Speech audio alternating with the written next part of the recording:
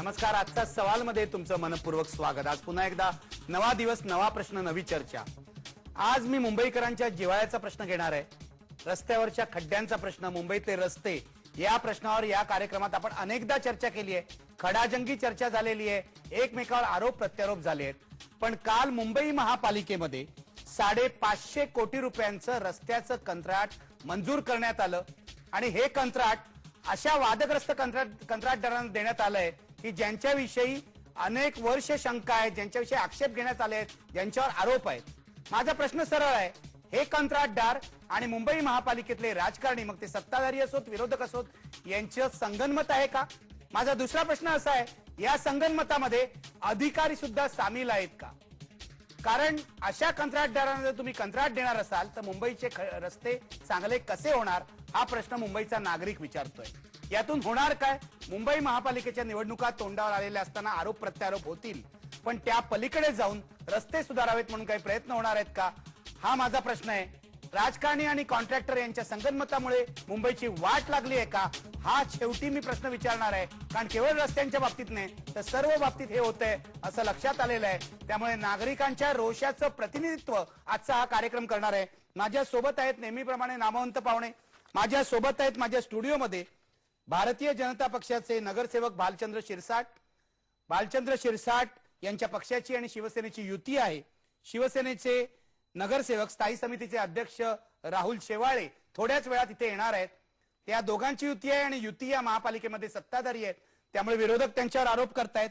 विरोधकांपैकी माझ्या स्टुडिओमध्ये आहेत मनसेचे नगरसेवक मंगेश सागळे, माझ्या सोबत आहेत काँग्रेसचे नगरसेवक विरोधी पक्षनेते राजहंस सिंग, आणि माझ्या सोबत आहेत मुंबई महापालिकेचे एक जाणकार आणि एकेकाळी अत्यंत सचोटीचे नगरसेवक म्हणून ज्यांनी महापालिका गाजवली होती आपल्या अभ्यासू भाषणांनी, असे रमेश जोशी.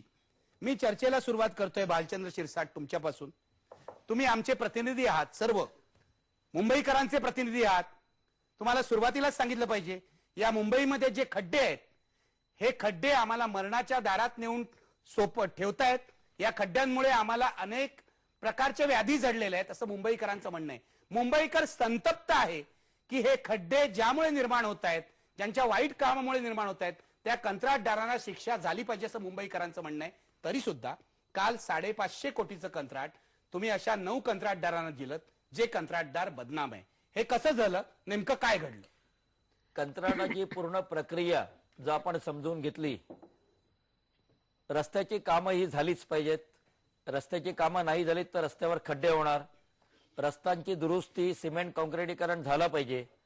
गेले 2 वर्ष महानगरपालिकेमध्ये रस्त्याचं निविदा निघाली नाही, कारण शिवसेना आणि भाजपा जरी सत्ताधारी असले तरी इथे एक इच्छाधारी आणखीन एक प्राणी आहे आणि तो म्हणजे आयुक्त. हा इच्छाधारी प्राणी जोपर्यंत फाईलवरती बसलेला असतो नागासारखा, तोपर्यंत ती फाईल हलत नाही. गेले 2 वर्ष रस्त्याचं कंत्राट निघालं नाही. हे कंत्राट गेल्या सप्टेंबरमध्ये यायला पाहिजे होतं, ते या सप्टेंबरमध्ये आलं. अर्थात परिणाम असा झाला, गेल्या पावसाळ्यामध्ये आपल्याला सर्वांना खड्ड्यांना सामोरं जावं लागलं. या खड्ड्याचं काम बुजवण्याचं कितीही केलं तरी ते पूर्ण होत नाही. रस्त्याची परिपूर्ण सुधारणा केली पाहिजे म्हणून या निविदा मागवल्या. निविदांची प्रक्रिया ही आता पूर्वीसारखी राहिलेली नाही. पूर्वी कंत्राटदार जायचे, निविदेचा फॉर्म आणायचे, त्यामुळे लगेच समजायचं किती जणांनी फॉर्म घेतला. मग काही लोक फॉर्म भरायचे, काही लोक फॉर्म न भरण्याचे पैसे आपापसात वाटून घ्यायचे, काही लोक फॉर्म भरताना एकत्र बसून किंमत ठरवून लिहायचे. ही सर्व प्रक्रिया आता पूर्णपणे बंद झालेली आहे. कारण आता ई निविदा आहेत. महानगरपालिकेच्या वेबसाईटवरती, पोर्टलवरती ई निविदा, ई टेंडरिंग होतं. त्यामुळे कोणालाही फॉर्म घ्यावा लागत नाही. घरी बसून, ऑफिसमध्ये बसून कॉम्प्युटरवरती फॉर्म डाउनलोड करून तो फॉर्म ऑनलाईन भरावा लागतो. ऑनलाईन भरलेला फॉर्म ऑनलाईनच जातो. त्यामुळे ज्या दिवशी निविदा उघडल्या जातात त्या दिवशीच्या त्या 1 वाजताच्या वेळेपर्यंत माननीय आयुक्तांपासून कोणालाही हे कळत नाही किती जणांनी निविदा भरलेल्या आहेत, किती जणांनी निविदा पूर्ण भरलेल्या आहेत आणि काय किंमत भरलेली आहे. आपापसात कंत्राटदार चर्चा करू शकत असतील, परंतु कोणी, हे ग्लोबल टेंडर आहे, त्यामुळे एखादा दिल्लीचा कंत्राटदार, एखादा चेन्नईचा कंत्राटदार एखादा आंतरराष्ट्रीय कीर्तीचा कंत्राटदार सुद्धा हे भरू शकतो. यावरती कोणालाही सर्व गुप्त यंत्रणा आहे, कोणालाही याच्यात कुठली माहिती होत नाही. आणि ई टेंडरिंगचं ओपनिंग हे पारदर्शक आहे. पूर्ण निविदा प्रक्रिया पारदर्शक असताना सुद्धा काही लिमिटेड लोकच त्यांनी इथे निविदा भरल्या. नामांकित कंपन्यांनी निविदा का भरल्या नाहीत?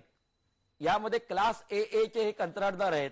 महानगरपालिकेमध्ये HCC हिंदुस्तान कन्स्ट्रक्शन, युनिटी, त्यानंतर सुप्रीमो, प्रतिभा इंडस्ट्रीज, नीव इंडस्ट्रीज असे मोठे कंत्राटदार आहेत. L&T, गॅमन इंडिया, IRB, पुंज लॉइड, सोमा इन्फ्रास्ट्रक्चर हे लोक नाहीत. पण या युनिटीने का नाही भरलं? युनिटीचे अवरसेकर आले होते, त्यांनी चौकशी केली, हे कंत्राट भरवण्याची पूर्ण माहिती घेतली, अतिरिक्त आयुक्तांना भेटले.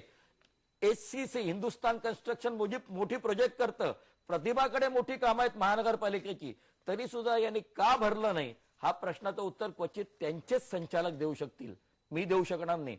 पण ज्याने कोणी भरलं त्यांना तुम्ही दिलं. त्यांना दिलं गेलं. ज्यांनी भरलं त्यांना तुम्ही दिलं. आता हे जे 9 कॉन्ट्रॅक्टर आहेत ज्यांना तुम्ही हे 500-550 कोटींचं कंत्राट दिलेलं आहे, या कॉन्ट्रॅक्टर्सचा इतिहास तुम्ही तपासला होता का? हा इतिहास